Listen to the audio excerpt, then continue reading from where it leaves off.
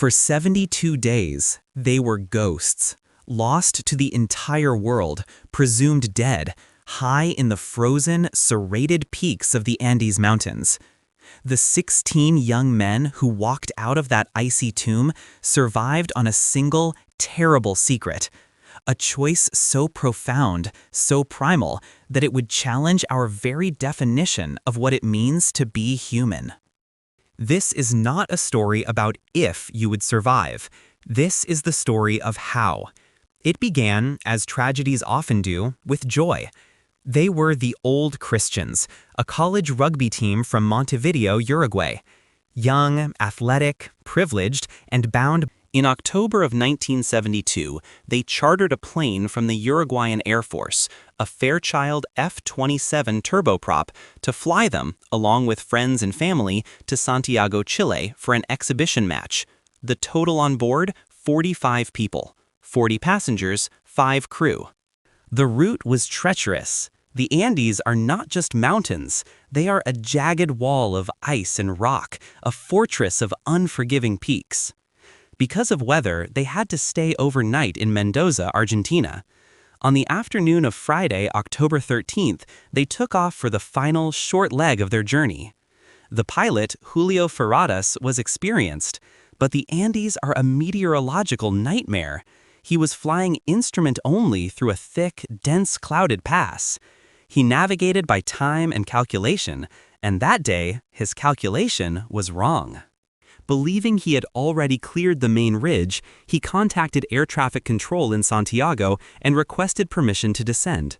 Permission was granted. The Fairchild dropped out of the cloud cover, banking into a vast white bowl of ice. The co-pilot, Dante Ligura, saw the mountain peak dead ahead. The passengers heard a new, desperate sound, the engine screaming at full throttle as the pilots tried to climb. It was too late. The plane didn't explode, it was torn apart. The right wing struck the ridge first, shearing off and cartwheeling into the tail, slicing it off like a guillotine. The tail cone with the galley, the baggage handlers, and several passengers vanished into the fog. The left wing was ripped away seconds later. What was left was the main fuselage, a metal tube now open at both ends, packed with screaming passengers still strapped to their seats. It became a toboggan, accelerating down a steep, snow-packed glacier at over 200 miles per hour. It slammed into a snowbank and stopped, with a force that crushed the cockpit, killing the pilots instantly, and shoving the seats forward like a concertina, crushing those in its path. Then, silence. The silence was broken by moans, by prayers, by the hiss of the wind at 11,500 feet. Of the 45 people on board, 12 were dead or dying. Nando Parrado, who would become central to this story, was in a coma, his head cracked open, bleeding into the snow next to his dead mother. His younger sister, Susie, was gravely injured. The survivors were in shock, but 2 of them, Gustavo Zerbino and Roberto Canessa, were medical students. They immediately went to work, tending to the wounded with nothing. They plugged open wounds with snow. They set broken bones. As the sun set, the temperature plummeted to 30 degrees below zero. The survivors, dressed for a sunny weekend in Chile, huddled inside the broken fuselage. They used smashed luggage and the bodies of their dead friends to block the gaping hole at the back of the plane.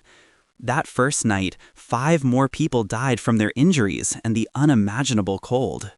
The next morning, the survivors awoke to a blinding, pristine white world. They were in a place that should not exist, a place with no life, no plants, no animals, no insects, only snow, rock, and sky. They took stock. They had a few bottles of wine, some crackers, scattered chocolate bars, and a handful of jam. They rationed them meticulously. They found a small transistor radio. Roy Harley, one of the team members, became its guardian. For days, they listened, and they heard good news. The search was on. Planes were in the air. They will find us, they said. They used lipstick from a makeup bag to write SOS on the roof of the plane, though they knew their white fuselage was invisible against the snow. They organized. Marcelo Perez, the captain of the rugby team, became the leader. He enforced the rations, organized the water makers who used sunlight and metal sheets to melt snow, and assigned the medical students to the wounded. But the mountain was a relentless enemy. The altitude sickness was brutal. Their lips cracked, their eyes burned. The wounded, like Nando's sister Susie, began to fade. After 8 days, she died in Nando's arms. He had already lost his mother in the crash. Now, with his sister gone, he felt a profound, terrible emptiness. A new, cold resolve began to form. On day 11, Roy Harley was listening to the radio. The battery was fading, but the news came through, sharp and clear. The search was called off. After 134 separate flights, the air forces of 3 nations had found nothing. The 45 passengers and crew of Flight 571 were officially declared lost, presumed dead. The survivors listened to their own obituaries. The wailing inside the fuselage, they later said, was the most terrible sound of all. They were 27 young men, abandoned by the world. Now, a new, more terrifying enemy emerged: starvation. The human body begins to eat itself. Their muscles atrophied, their skin hung loose. They were withering away, one by one. They tried to eat the cotton from the seat cushions, the leather from their luggage. It was useless. They were surrounded by a source of protein, the bodies of their friends and family, perfectly preserved in the ice. The conversation began in whispers. It was the ultimate taboo. But it was also the only choice. Roberto Canessa, the medical student, was the most pragmatic. "We are eating their bodies," he argued, "but we are nourishing their souls, which are in heaven. Their bodies are just meat." For others, especially the deeply religious, it was an unthinkable sin. They rationalized it. They compared it to the Holy Eucharist, the body and blood of Christ. They were taking in the flesh of their friends to allow them to live. They made a pact. If any of them should die, the others had permission, an obligation, to use their bodies so that at least one might survive. Finally, Canessa, with a piece of broken glass, made the first cut. It was an act of profound, agonizing necessity. They looked away. They could not watch. They forced themselves to eat, weeping as they did. This act did not make them savages. It was a clinical, desperate, organized, and sorrowful decision that saved their lives.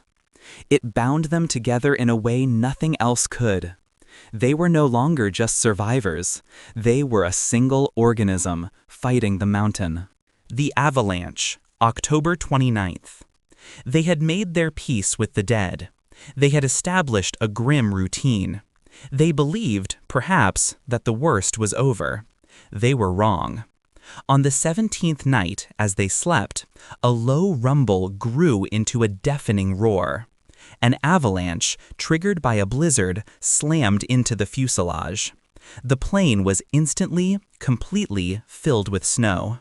It was a concrete tomb. 8 more people were suffocated immediately, including Marcelo Perez, the team captain. The remaining 19 survivors were buried alive. In the pitch black, they clawed at the snow, desperate for air. Nando Parrado, digging with his bare hands, found a small air pocket near the cockpit. They were trapped. For 3 days, they lay in that frozen, suffocating darkness.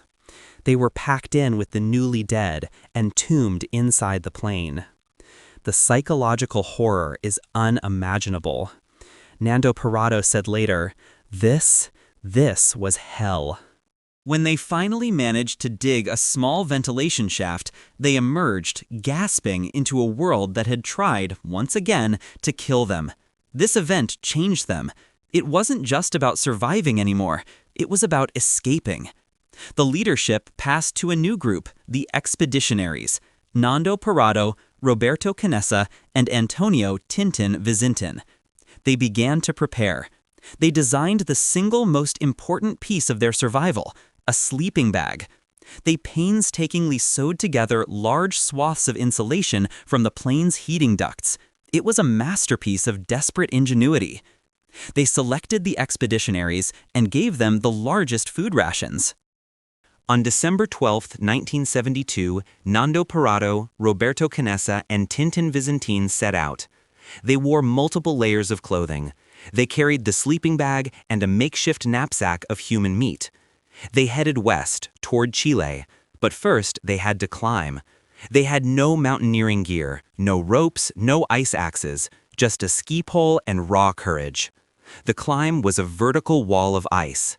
It took them 3 days to reach the summit of the peak they thought was their way out. Nando Parado was the first to the top. He stood at 15,000 feet, expecting to see the green valleys of Chile. He saw more mountains. He was looking at the spine of the Andes, a vast, endless, impossible expanse of jagged, snow-covered peaks. It was the single most devastating moment of the entire ordeal. The despair was absolute. Canessa, seeing the view, wept. "We are dead," he said. Nando Parado, in that moment, found a strength he didn't know he had. He looked to the west, and far, far in the distance, he saw 2 small, snowless peaks. He turned to Roberto. "We may be walking to our deaths," he said, "but I would rather walk to meet my death." They made a new plan. This was now a suicide mission, or it was salvation. They needed to conserve food. They sent Tintin, the strongest of the 3, back to the fuselage. Now it was just 2, Nando and Roberto. For 10 days they walked. They climbed down from the high peaks. They crossed the snow line, and for the first time in 2 months, they saw something that wasn't white. They saw rock, then lichen, then a small trickling stream. They followed the water. The stream became a river. They saw grass. They saw a lizard. They wept at the sight of it. It was the first living thing they had seen. Then they saw cows, and where there are cows, there are people. On the 9th day of their trek, they collapsed, starving and exhausted, on the bank of a raging river. Across the water, they saw a man on a horse. They screamed, they waved, but the river was too loud. The man, a Chilean herdsman named Sergio Catalan, looked at them, confused. He thought they were lost tourists. He held up his hand, indicating he would be back tomorrow. Nando and Roberto collapsed. One more night. The next day, Sergio Catalan returned. He still couldn't hear them. He tied a piece of paper and a pen to a rock and threw it across the river. Nando Parado, his hands frozen and shaking, wrote the note that would change everything. "I come from a plane that fell in the mountains. I am Uruguayan. We have been walking for 10 days. We have 14 people still alive in the plane. They are dying. When are you coming to get us? Please, we have no food." His face went pale. He threw a loaf of bread back across the river and rode his horse for 10 horas to the nearest police station. The next morning, December 22, 71 días after the crash, Nando Parado was in un rescue helicopter, guidando them back to the fuselage. When the remaining 14 survivors heard the helicopters, they thought they were alucinando.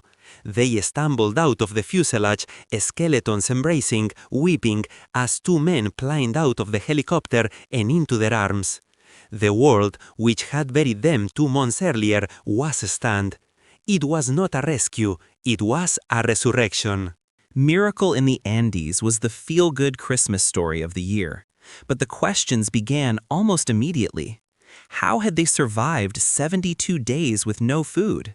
Then the rumors started. The public's adoration turned, for some, to disgust. On December 28th, just days after their rescue, the survivors held a press conference in Montevideo. They were not ashamed. Led by Alfredo Pancho Delgado, they calmly and with extraordinary dignity told the world the truth. The story of Flight 571 is often remembered for its most sensational element, but the miracle of the Andes was not the cannibalism. The miracle was the organization, The miracle was the ingenuity of sewing a sleeping bag from scraps. The miracle was Nando Parado, having lost his mother and sister, climbing a 15,000-foot mountain in tennis shoes, seeing only more mountains and deciding to keep walking. They proved that survival is not just an instinct, it is an act of love. Their story is a testament to the fact that even in the highest, coldest, most desolate place on earth, the human spirit, when bound by love and a common purpose, is indestructible.